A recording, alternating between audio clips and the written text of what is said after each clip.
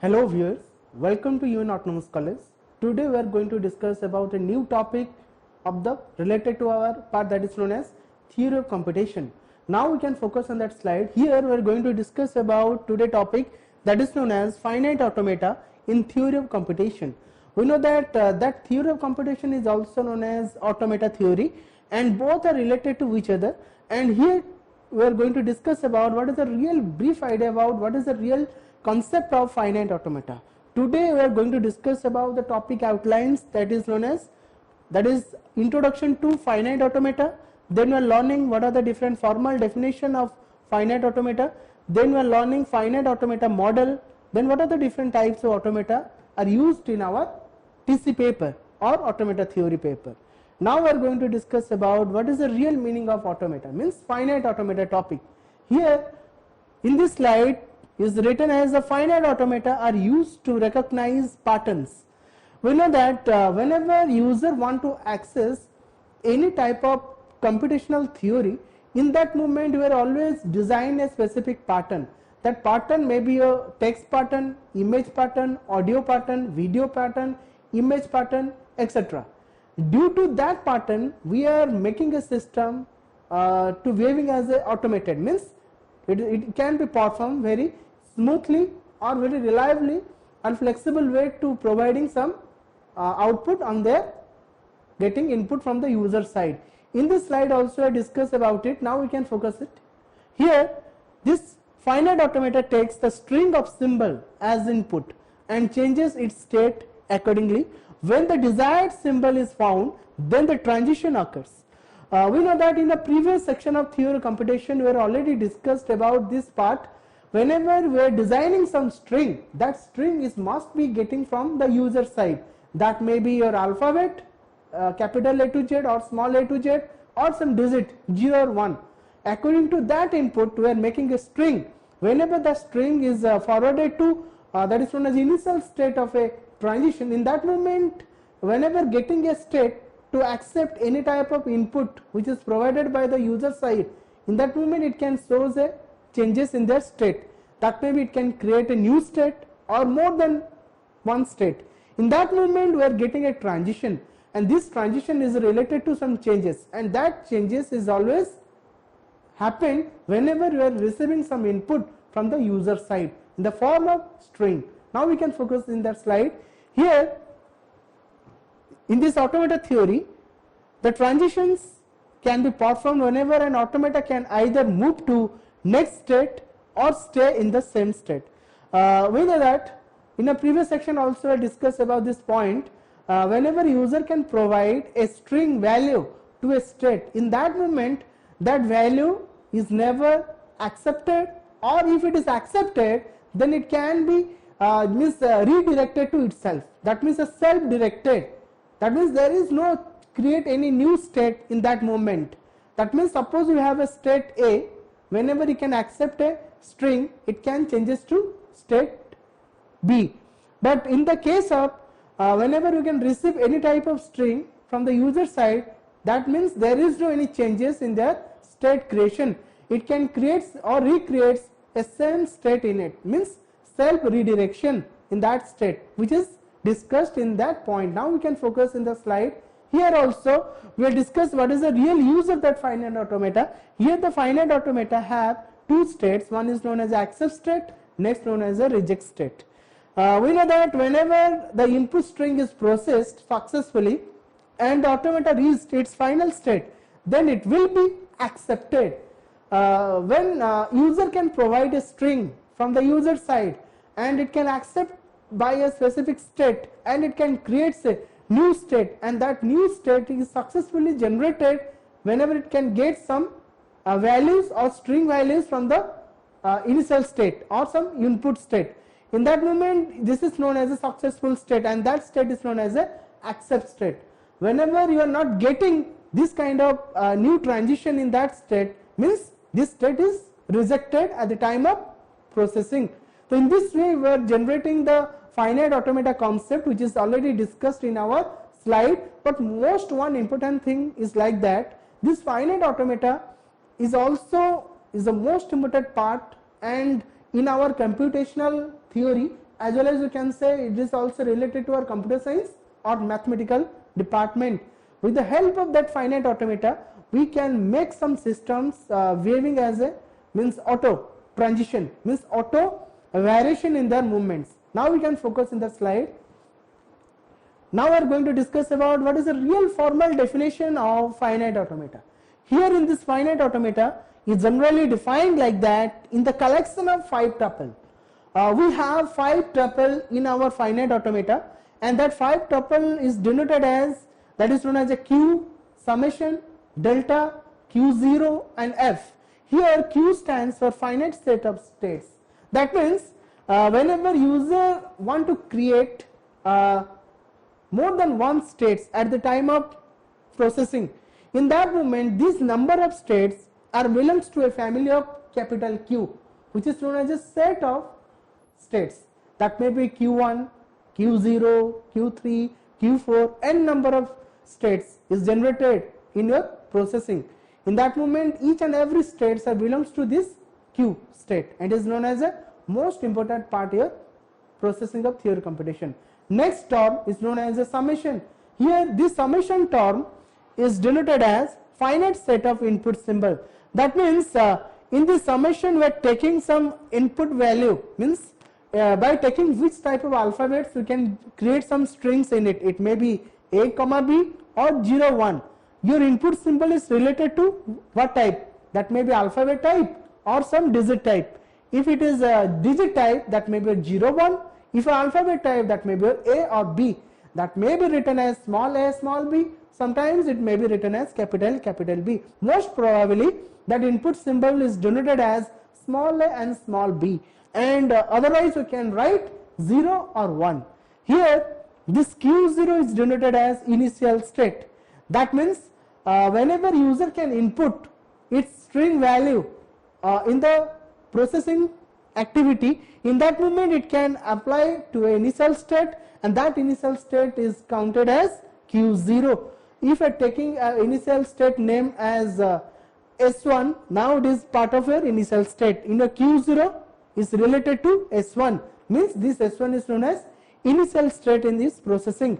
If you are giving more than one input to that state, you are getting new states at the time of processing, at the time of transitions. In that moment you are generating a final state, means is the end of a processing. In that moment it is denoted as a capital F, and that capital F is known as final state. And in your final state may be sometimes according to situation, it may be in a single processing section we have a single final state.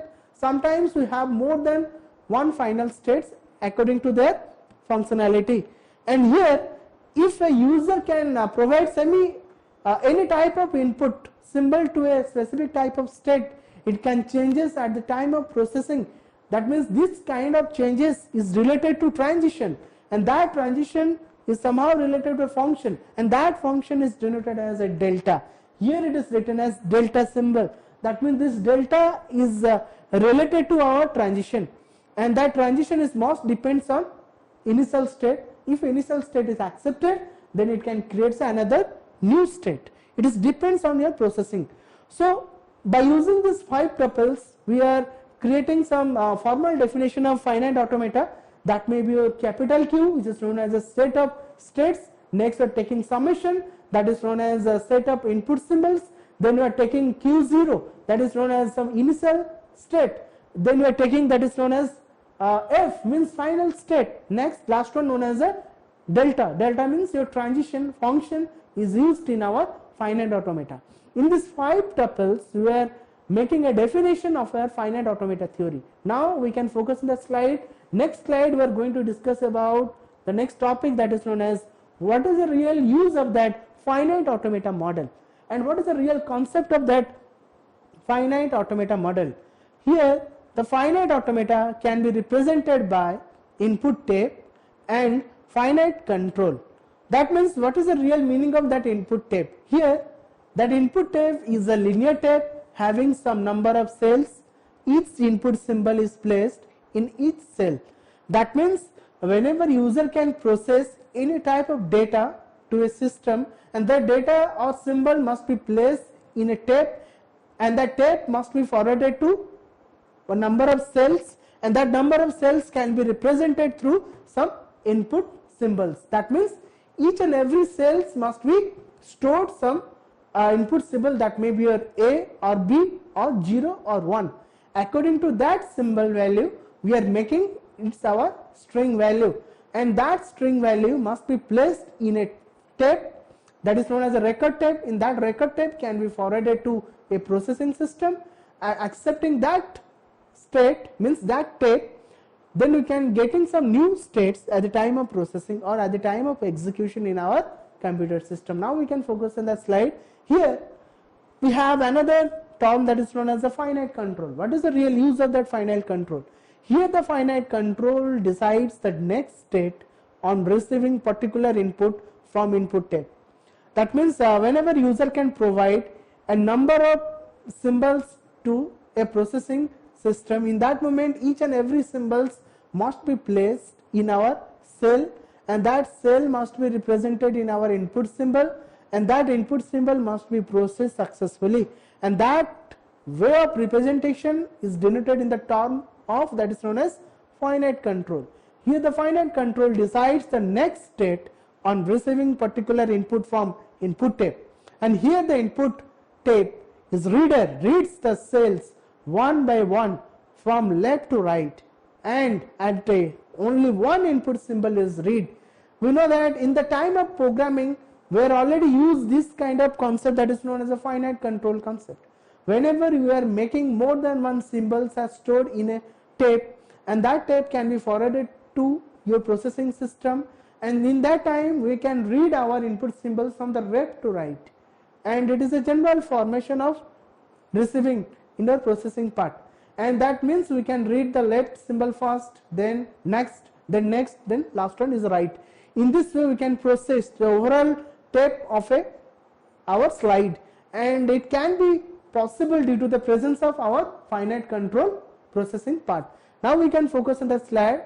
Here we also discuss this part that is known as whenever we can read that cell one by one from left to right, at the time only one input symbol is read, but never to read more than one input symbols at a time. It is not possible in that finite control state. In this finite control state we can only read one input symbol from that tape reader. That means it is only possible to read a single value or single input symbol at the time of execution. Now we can discuss the next concept that is known as what is the real use of that finite automata model. Here it is a general part we can discuss here.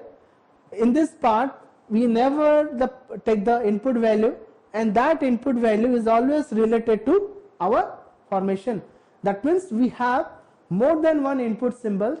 According to that input symbols we can make some related part and make some outer related part, and that is the most important thing is like that whenever user can provide some input symbols, that may be your string like A, B, B and C, and D, anything else you want to give to that processing part, you may create more than one strings element in that part, so that we are going to make that finite automata model more reliable and more flexible according to its situation, but it is not being possible.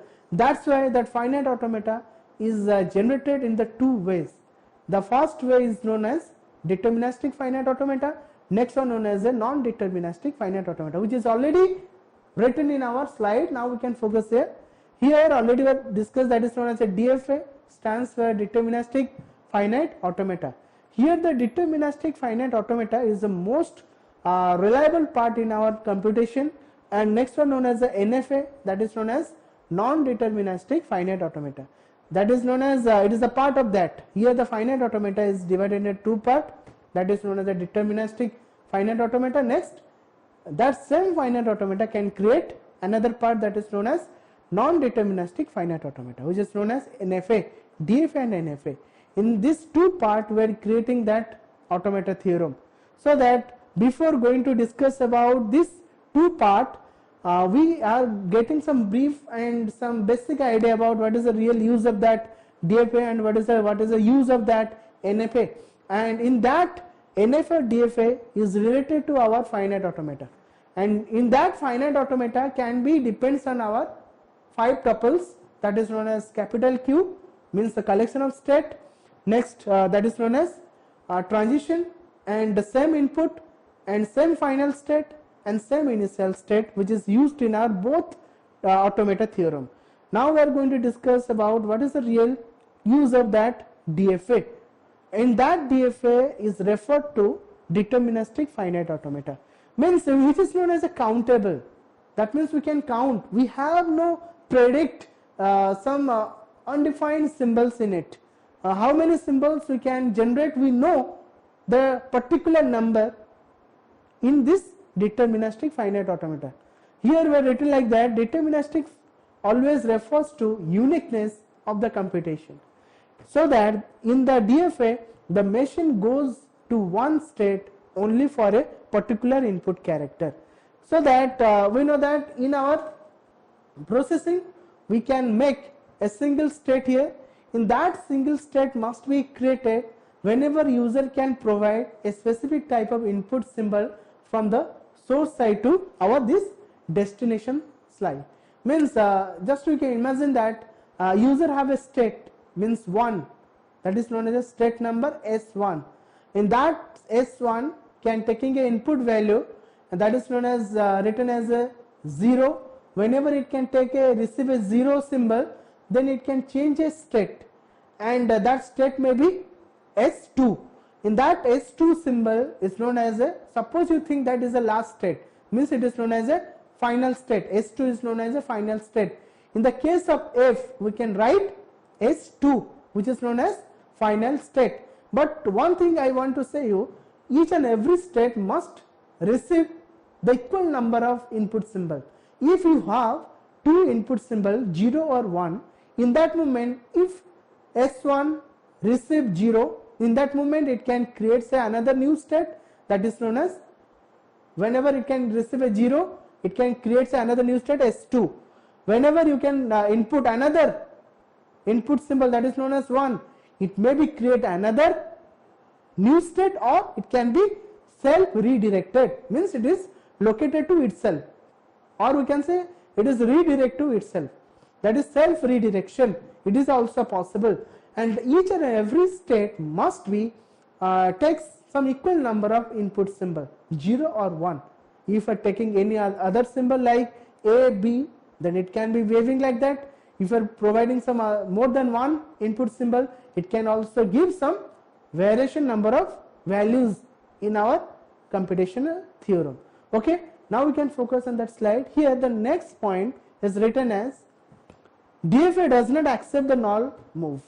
That means in a finite state automata we never provide any type of null move, means there is no any concept of emptiness. We can generate some finite state value. One thing I want to say you, we know that in our computer system is always designed on the base of finite concept. We have no any calculation of infinity. In our C and C++ programming language, we are already doing a specific type of program, like just imagine that your int a equal to 2 and int b equal to 2, then we are creating int c. In that moment user can create a minus b, then we can create another variable int d equal to a divided by c. We know that whenever any type of number is divided by 0, it can create infinity in case of our general mathematics. But you are doing that part in our computer program theorem. It is not possible, because you know that in a computer never display any type of infinite concept. That means our computer is always designed on the base of finite. There is no any concept of infinity. It is always based on finite states. In that moment, we always prefer to generate a finite number of states in our computer systems. That's why whenever you are processing this kind of programs, your system will be hanged or aborted or forcefully terminated its editor. That's where we are learning another part, that is known as exception handling. Through that exception handling, we can control the cause of an error, means runtime error. We are aware to generate this type of errors at the time of execution. Okay, so it is related to our finite automata theorem. Similarly, in a C++ concept we are learning exception handling, but here in that deterministic finite automata is never accept any type of null values. It must accept some values that may be 0, that may be 1, whatever you are taking some input symbol, according to that input symbol you can give some values to that state. Without any values you never get a new state. If your accepted state is created, in that moment it can also receive a value. In that moment we can also create a single way of execution. Now we can focus the slide here, which is already written like that. Here DFA does not accept the null moves, means in your way of processing you never takes any type of null movement at the time of execution or at the time of processing. So it is there some related terms are related to our DFA concept, but it is not briefly explained here, and this DFA concept can be explained in your next topic or next class, next part, that is known as a NFA. Here that NFA is always known as non-deterministic finite automata, and it is used to transmit any number of states for a particular input, so it can accept the null move. We are already discussed in this part. Here this NFA concept we can make this whole programming part with the involvement of null values, so that user is so clever and developer or scientist is so clever, he or she know that how to process or how to compute your computer system. They can know what are the some predict possible values are generated at the time of execution. That's why they can give two fundamental idea, that is known as a DFA and NFA, means deterministic finite automata, then NFA means non-deterministic finite automata. Sometimes user can create some infinite states value, or we can say some null values or null value movements, which is also possible at the time of calculation or at the time of processing. In that moment we can take the concept of NFA. With the help of that NFA we can create some null movements, or we can create some equal or not equal number of strings in our computational part. Now we can focus on that slide. In this slide already is discussed this part, that means this NFA can accept the null movements, but some important points about DFA and NFA which is also related to our topic. Here every DFA is NFA, but NFA is not a DFA. This is the most important thing. DFA is NFA, but NFA is not a DFA. That means in the case of NFA we have no null movement, but in the case of NFA we have a null movement, but in a DFA there is no null movement, but in the case of NFA we have null movement. In this way of processing, that DFA is also known as NFA, but NFA is never, we can say it is known as a DFA part, because in our NFA we may have null value, but a DFA is never accept any null values. That's why that NFA may be create its string with null value or without null value. Both thing is possible in the case of NFA, but in case of a DFA we can create only any type of strings which is not contain any type of null values in it. That's why we are making this point. Now we can focus on a slide. The next point is explained as there can be multiple finite states in both NFA and DFA, so that this state is the most important thing. We can create more than one final states, which is discussed in your formal definition of finite automata, which is represented as F.